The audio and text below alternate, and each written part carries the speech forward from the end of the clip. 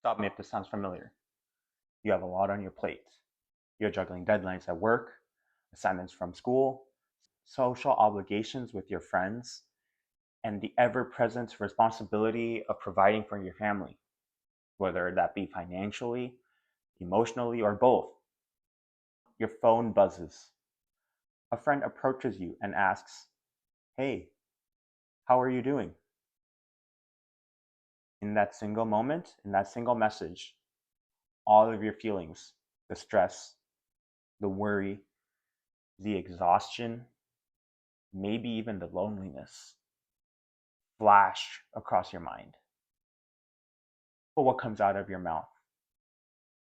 "I'm fine." Or maybe, "I'm just tired." Does that sound familiar? If so, you're not alone. Those responses I just said, the "I'm fine" and the "I'm tired," have become almost universal responses to that everyday question. They just roll off the tongue with so much ease, but deep down, you know what you mean is something else. You haven't stopped feeling things, you've just stopped talking about them. Those answers, the "I'm fine" and the "I'm tired," think of them as a mask. It's the socially accepted way to avoid opening up. If you say "I'm tired," it works almost as a built in safety net. Everyone understands being tired. Tiredness makes sense to everyone. It's a really easy excuse. If someone senses that something's wrong, they can chalk it up to fatigue and just move on. No probing questions, no awkward silences, no chance of judgment.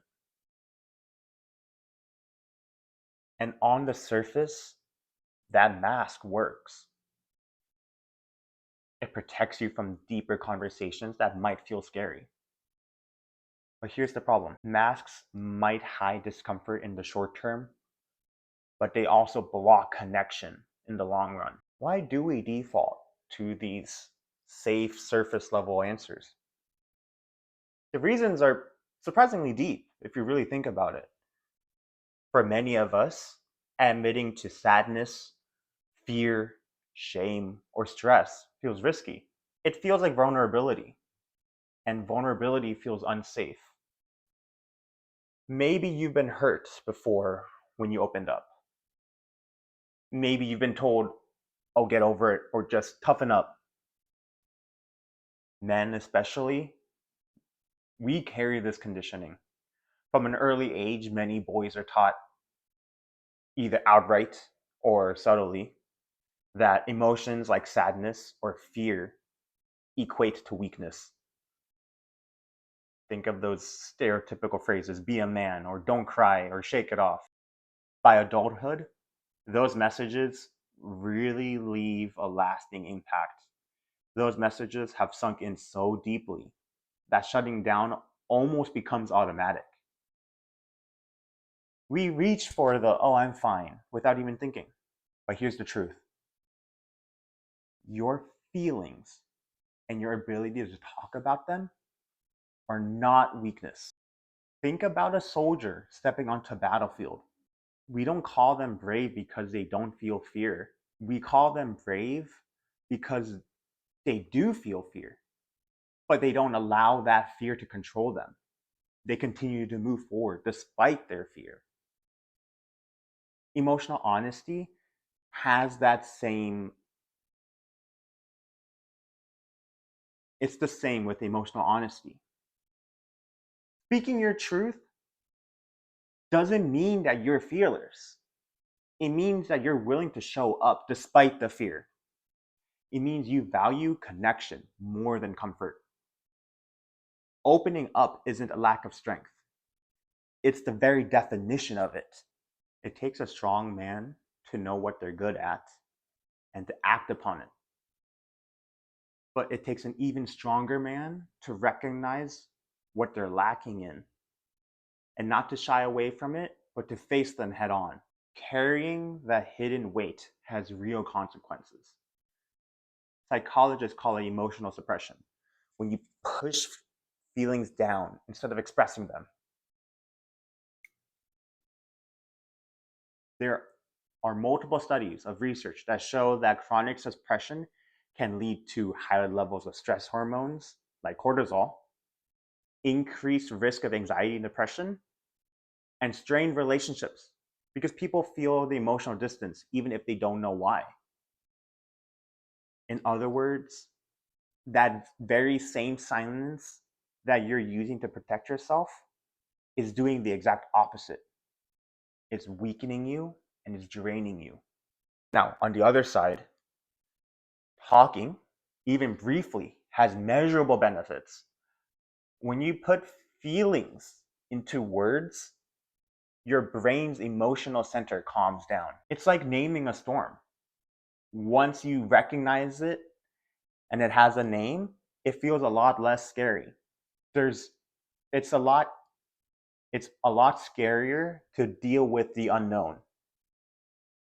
So it's not just psychological, it's neurological. A real world example of this, there was a man who lost his job, and for months he kept it as a secret, telling his friends, I'm fine, even though he was terrified about his responsibility or his sense of responsibility to provide for his family. One day, he just couldn't take it anymore, and he finally opened up to a close friend.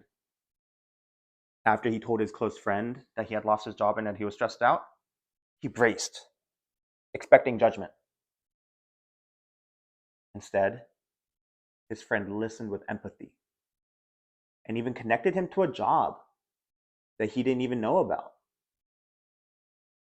That single conversation didn't just help him professionally. Yeah, he got a job, and that obviously helped quell a lot of that stress. But that interaction reminded him that he wasn't alone. It gave him hope. It gave him relief.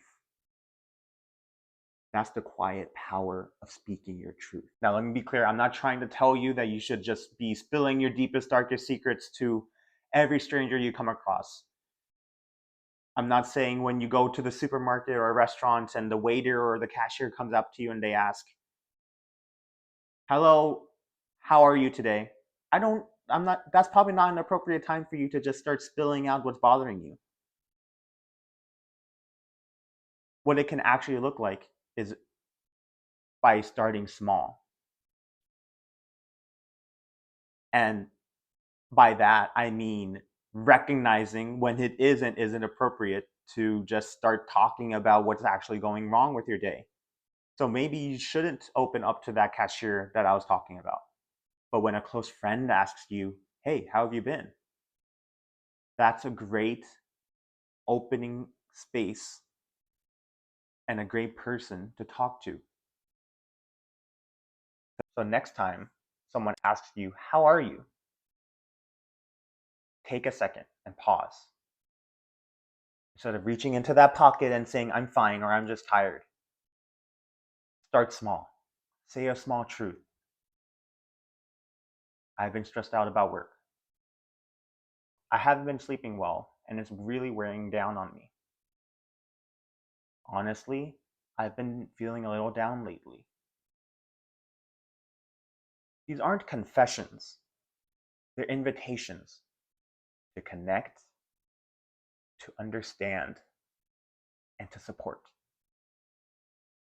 Even a small truth can unlock a meaningful conversation. Another part of slowly opening yourself up is the concept of creating those safe spaces for yourself and for others when they come to you when they have something bothering them. Because honesty requires safety.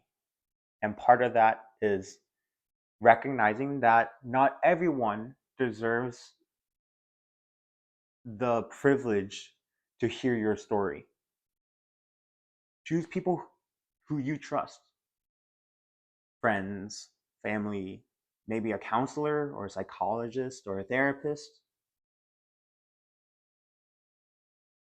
And if you're on the other side and a friend of yours comes to you and they open up to you, practice that skill of validation. Listen to what they're saying without the intention of wanting to fix everything.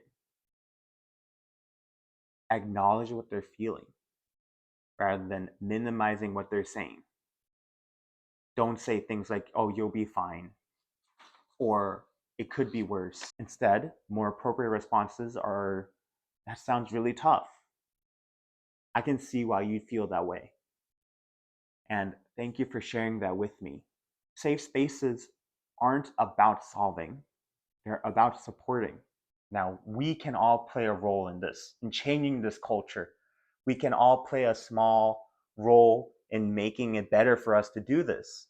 The next time someone asks you how you're doing, remember this: I'm fine. It might feel safe, but remember that it'll keep you stuck. Remind yourself that courage isn't the absence of fear. It's doing something, in this case, speaking, in spite of it. Your feelings aren't a weakness to hide. They're messages, signals asking to be heard. So take off that mask. Let someone help you carry the weight. Make those meaningful connections. Remember that you can enrich in your life. Do the things that you're scared of. Make those connections that you're intimidated by. Because the more we talk about what we feel, the less alone we all become. That's it for this week. I hope this helped, and let's grow together.